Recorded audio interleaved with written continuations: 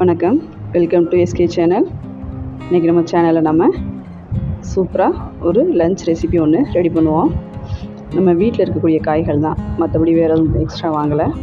இந்த காய்களை வச்சு நம்ம ரெடி பண்ணுவோம்.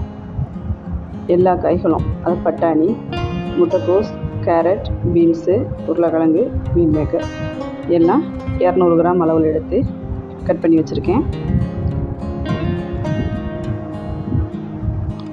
அதுக்கு தேவையானது ஒரு 2 பெரிய வெங்காயம் எடுத்து கட் பண்ணி வச்சுருக்கேன். தக்காளி 2, இஞ்சி பூண்டு கொஞ்சம், பச்சை மிளகாய் ஒரு 3 எடுத்து கீறி வச்சுருக்கேன்.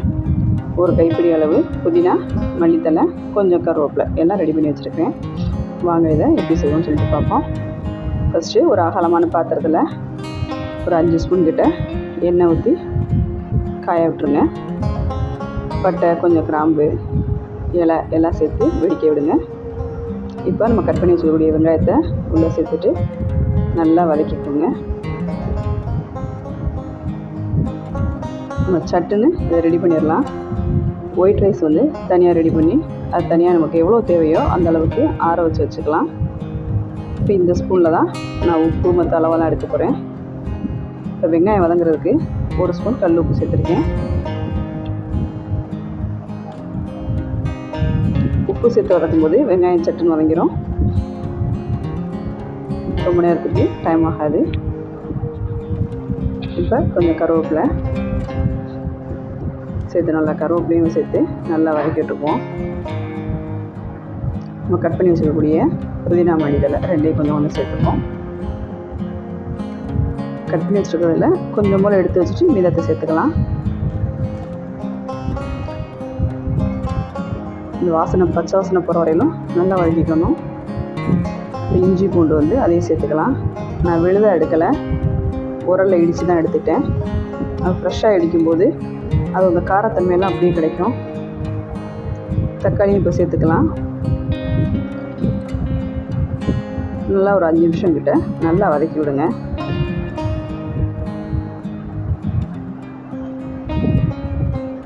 எண்ணெயிலே வதங்கும் போது நல்ல ஒரு ஃப்ளேவர் கிடைக்கும்.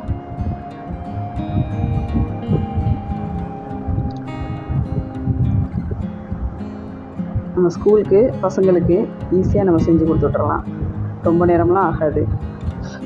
இப்போ நம்ம கட் பண்ணி வச்சுக்கூடிய காய் எல்லாத்தையுமே உள்ளே சேர்த்துப்போம். எல்லா காய்களையுமே நல்லா வதக்கி விட்டுருங்க. ஒரு 10 நிமிஷம் கிட்ட அந்த எண்ணெயில் எல்லாமே நல்லா வேகட்டும்.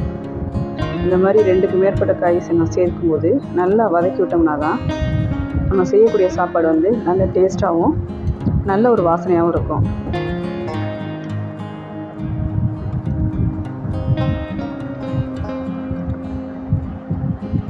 ரெண்டு நிமிஷம் கிட்ட வதக்கிட்டு மூடி வச்சுருங்க.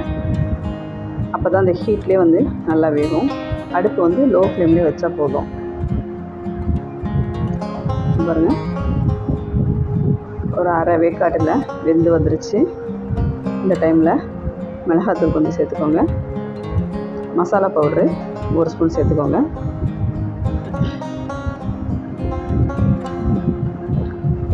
உப்பு 1 ஸ்பூன் சேர்த்துருக்கேன். எல்லாத்தையும் சேர்த்துக்கலாம். நல்லா கிளறி விட்டுருங்க. அந்த காய்களோட வாசனையும் இந்த பொடியெல்லாம் சேர்ந்து அந்த எண்ணெயில் வேகக்கூடிய வாசனையும் சேர்ந்து நல்ல ஒரு ஸ்மெல் கிடைக்கும். இப்போ கொஞ்சமாக ஒரு டம்ளர் தண்ணி விட்டுக்குங்க. ஏன்னா அந்த காயெல்லாம் கொஞ்சம் வேகணும். அந்த மசாலா பொடியெல்லாம் பச்சை வாசனை போகணும்னா கொஞ்சம் தண்ணியில் வேக வச்சா தான் நல்லாயிருக்கும். 10 நிமிஷம் அதை விட குறைவாக தான் வெந்திருக்கு. தண்ணியெல்லாம் வத்திரிச்சு பாருங்கள். இப்போ ஒரு 2 ஸ்பூன் நெய் விட்டுக்கோங்க. அந்த மீதம் வச்சுருக்கு இல்லைங்களா, மல்லி இலை, புதினா, அதையும் சேர்த்துக்கலாம்.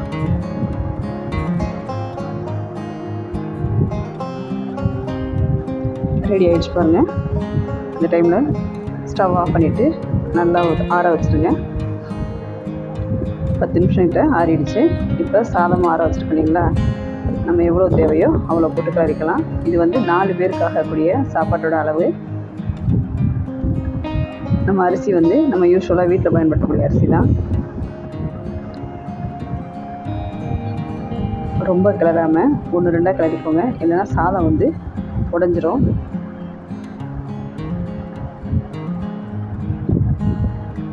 நம்ம குக்கர்லாம் வைக்க வேணாம், இது வந்து நம்ம ஃப்ரெஷ்ஷாகவே செஞ்சுக்கலாம். பாருங்கள் எப்படி ரெடி ஆகிடுச்சுன்னு பாருங்கள். நல்ல வாசனையும் நல்லா இருக்குது, டேஸ்ட்டும் நல்லா இருக்குது.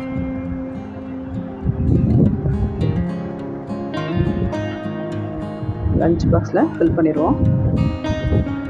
தயிர் பச்சடி தான் அதுக்கு வந்து சைடிஷு. நம்ம எல்லா காய்களும் சேர்த்துருக்கோம் இல்லைங்களா, தயிர் பச்சடி ஒன்றே போதும். நீங்களும் இதே போல் செஞ்சு பார்த்துட்டு எப்படி இருக்குன்னு சொல்லிட்டு கமெண்ட்ஸில் சொல்லுங்கள். நம்ம சேனலை லைக் பண்ணுங்கள், ஷேர் பண்ணுங்கள், சப்ஸ்கிரைப் பண்ணுங்கள். தேங்க்யூ.